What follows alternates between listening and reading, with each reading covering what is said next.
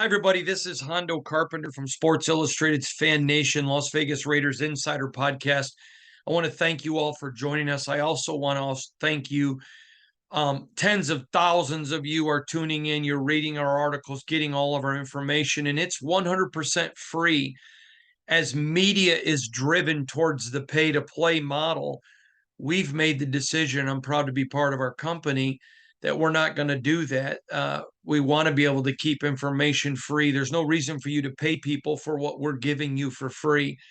And I appreciate you on our article pages clicking the follow button for on our YouTubes, whatever, clicking the subscribe button. Thank you for doing that. Please do that. Please keep sharing the content. It's how we keep it coming to you 100% free. We're at all the games. We're in the building every single day. We're getting you the most information possible. And I want you to know we greatly appreciate you liking, following, subscribing, and sharing our stuff. Thank you so very much. Now, this is the second podcast for the day. And obviously, we don't do two a day, very, very rarely. But these are extraordinary times. And I want to go back, and I told you I was going to do a pod today about where the franchise sits moving forward, and that's what this one is really all about. I want to go back and I want to touch an issue again. You know, everybody has trolls and critics, and I just ignore those people. But I had several people say, "How could you be shocked at the firing?" And that's a fair question if you hadn't have been following along. You saw Champ Kelly say the same thing yesterday. Several members of the media, Adam Schefter, others, that were shocked. And it wasn't shocked because we all thought Josh was doing a great job, although I think in my job, I'm supposed to be fair. And Monday night at the game, right around halftime, I tweeted out, you can see what he's trying to do. Execution's killing it, but you could see. But our job's not to create news if you're a good journalist. Our job is to report it. And so the shock wasn't that we were all thought Josh was doing great. The shock is there had been assurances to them that this was not going to happen. And I don't think Mark Davis lied. But there were assurances given to them, and many of us were told it's not going to happen. So that was the shock. And I hope that puts it a little bit in perspective for you. So I want to get into the salary cap because I want to make it real clear. I am a big fan of Champ Kelly. I'm a big fan of Antonio Pierce. I don't believe you want to give a guy a chance to come learn how to head coach at a team like the Raiders. And so a guy like Antonio Pierce, I really like him. And with that interim label, I think he now has a 10 week, because there's a bye, a 10-week job interview. It allows him to learn on the job. And with Champ Kelly, this is a guy, many people, I wrote about him before Dave Ziegler was hired, that I thought he would be a great GM. I would love to see both of these guys win the job. They're very good people. They're football people. And again, just genuinely good human beings and very good at their job. So I'm rooting for him, not as a fan. You've heard me say lots of times, I'm not a fan, but I root for good people. I love to see people prosper and do well. I know that we live in a time where a lot of people look at others when they prosper and get jealous or get mad or try to rip them for that. That to me is stupid. I love to watch people prosper. I love to watch good people who do things the right way, do good in life. To me, that doesn't make me think poorly of myself. It drives me as a self-motivated person who lives in Realville. I love to see people with a sense of initiative, with a sense of hard work. I like to see people that don't feel entitled to anything, but they feel enabled by God to be able to have the ability to go try to reach their dreams. So I'm rooting for Champ and for Antonio. But the problem is there's a lot of areas where this is going to be a hole that's going to take some time to get dug out of. Now, having said that, I don't think it's an impossible hole, and I'm not making any excuses for people, but I want to look ahead to 24 and 25 and give you a look of where the Raiders are. Now, a lot of my information comes via Spot Track, which is There are several sites that do contracts and several sites that do salary cap. And I asked one time several general managers, which one of those is the best? And there were several that were mentioned, but the winner by far was Spot Track. People said, I really like Spot Track, whatever. It doesn't mean the others are bad. So that's the one I go to for a lot of my information, just because that's where football people have sent me. I want you to look at where the Raiders are for 2024. Now, they're on the contract with the books for Jimmy for 29 million, roughly 29 million. It's over 28 and over 28.5, so that's why I said 29 million in both 24 and 25. They're married to him. That's going to be the hit that they take. So they cut him, move him. So everyone's like, we got to trade Jimmy. Okay, that's great. But if you don't want him, what in the world makes you think somebody else wants to jump in there and make roughly a $60 million commitment to an off-injured guy with accuracy and in playing ability? Bueller? So if they let him go, which is a pretty good chance, he's on the books. That's basically 29 million in dead money in 24 and 25. Shazam. Now they already got 13 million. So if you let Jimmy go, you're basically 42 million in dead weight starting out in 24. Now, Hunter Renfrow is about 18 million on the books next year. Now, I want to say a couple of things about Hunter. I think this could give him some rejuvenation as a Raider. I think that's a very big deal. But that's why it was so difficult. Several teams called on Hunter. And at the end, I know for a fact, because I was told, you may remember last summer I reported he could be had for a 4 or 5. And the issues that people had, though, were his injuries.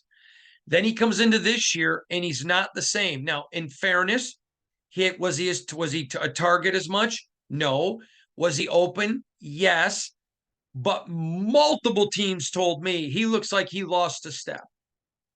He looks like he just doesn't have his get off the ball speed. In fact, God bless my wife. We were trying to go to dinner the other night, and I was talking to a former Raiders wide receiver who talked about Al Davis being in his grill saying, if you can't get off the ball, you can't play here.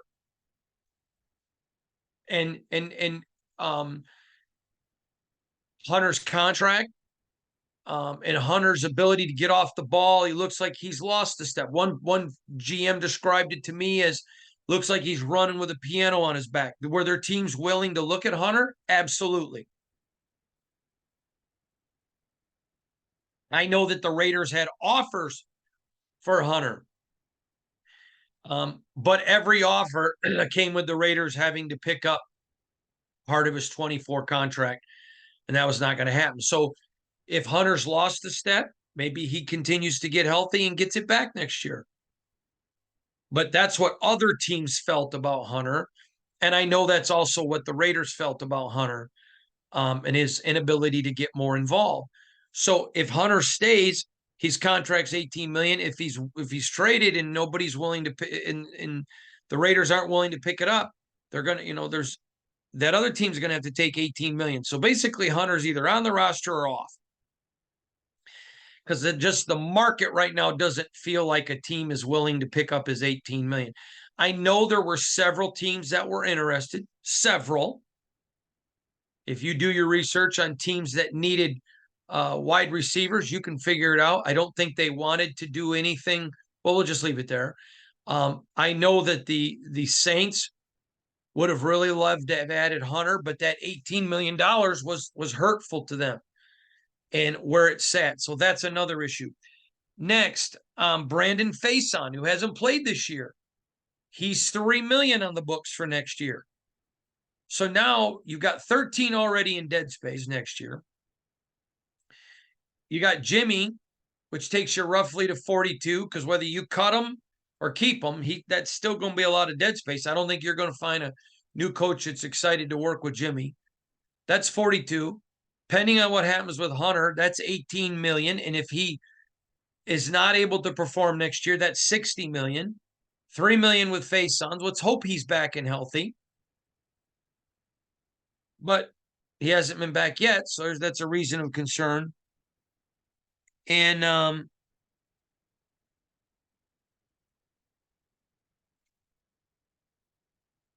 and Brian Hoyer. He's 3 million for next year. So right there is about $66 million. 66. I don't believe Brian will retire. Why would he? The Raiders owe him 3 million. Why would he? I know the Patriots last year wanted him to retire, and he's like, why would I retire? You owe me X millions of dollars. I think it was 1.6. It was under 2. So they end up cutting him, and the Raiders sign him to a 2-year deal. But Brian's for 3 million. So right there, you've got, again, 66 million. Now, assuming Faison can come back. And what if the new coach says, okay, fine, we'll take Brian Hoyer as a backup. We'll keep Hoyer and Aiden and go get a new quarterback. So that's where they are financially. So that now the cap will go up. The cap will go up. Now, 25 is the year that looks like they've got a lot of room. So if you go get a rookie quarterback next year or whatever, it sets the stage for then 25 to be a big year. Now, remember, I'm going to give any coach 20 games. I'm going to give them 20. And then we'll get into a critical period. So then 25 looks like it could be a big year, but you still have another 29 to Jimmy Garoppolo. And then there's another 9 million on the books to Chandler Jones. So really you're about 38 million in the hole in 25, which the cap goes up every year. So that's not bad. And there's no additional other dead space. So you're in much better place in 25. And then assuming no other cap hits, 26, there's no dead space on there. So it's not like it's a hole they can't get out of. It's not like it's a hole that there's no room or there's no breathing room. It's not like a hole where, man, they're never going to recover. But it allows you to kind of get a look behind the scenes of where this franchise is financially. Now, fact of the matter is, if you wanted to bring Jimmy Garoppolo, and I know for a fact that the Raiders wanted to come here because that Ziegler, that McDaniels wanted to come here because he wanted to coach Derek. I know that for a fact, and now that he's not here, I can tell you. I mean, he told me that. Okay, didn't work out. The franchise was 110% all in confident that Tom Brady was coming. There was no tampering, but they were confident Brady was coming. And Brady didn't lie to them.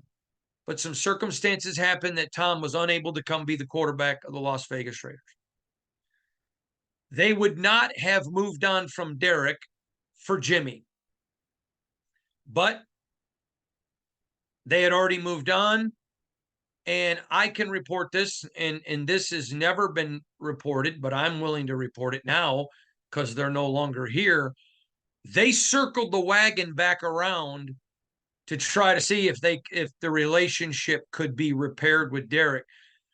Derek, I said this to you before, had a great respect for Ziegler. There was no animosity with him and McDaniels. I believe there was an understanding the Raiders had to bench him or take a shot at him being injured and that contract being guaranteed. But when they circled the wagon back to feel Derek out, hey, this would be the second choice. Derek had already been talking to teams. He already knew there was a market.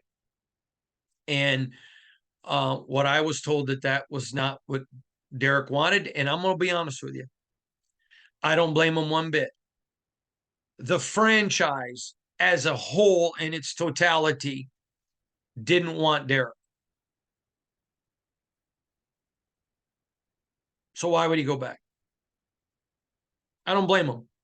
And I've said this before. I have so much respect for Derek, and think he's a tremendous human being, a great individual. I can understand if you have a chance to go with Tom Brady to fit your new system. I get that. But it was a calculated, incredible error by, well, some won't think it's an error, but then you go marry Jimmy in that contract.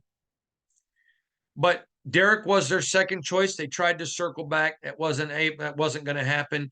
The third choice then became Jimmy Garoppolo. But the contract they gave Jimmy is inexcusable. Now, I'm going to address two things. I've already alluded to this once. They knew there were issues with Chandler Jones. Chandler Jones had issues in New England, but he had issues in Arizona that didn't get as well reported, but they were still there.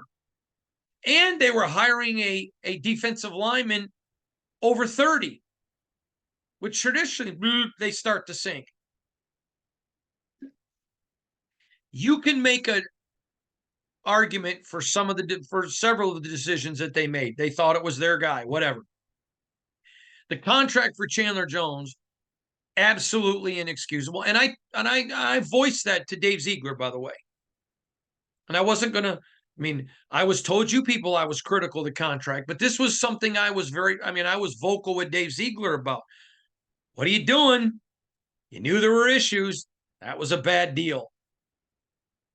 And I'm never going to share my private conversations. I won't tell you anything because even though they're not here, I'm never going to set out to disrespect them. I have too much respect for them.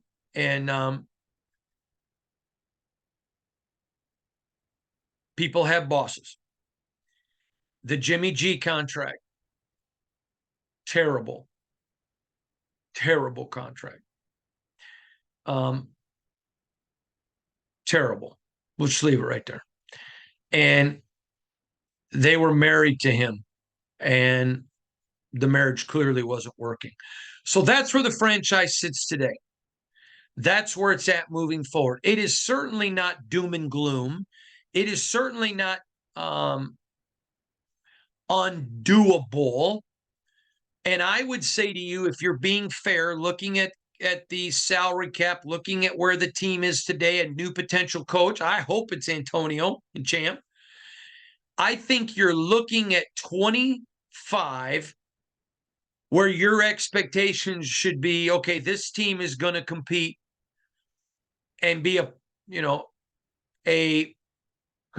be competitive for an AFC West. We all know the Chiefs are going to still be good.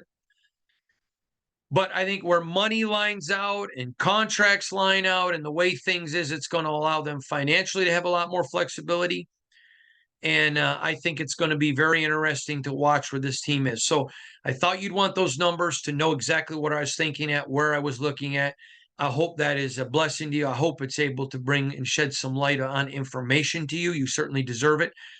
As you know, from Sports Illustrated's Fan Nation, Las Vegas Raiders Insider Podcast, part of the Fans First Sports Network. This is Hondo Carpenter. Thanks for joining us tonight, everybody. God bless you. We'll see you tomorrow. Have a great evening.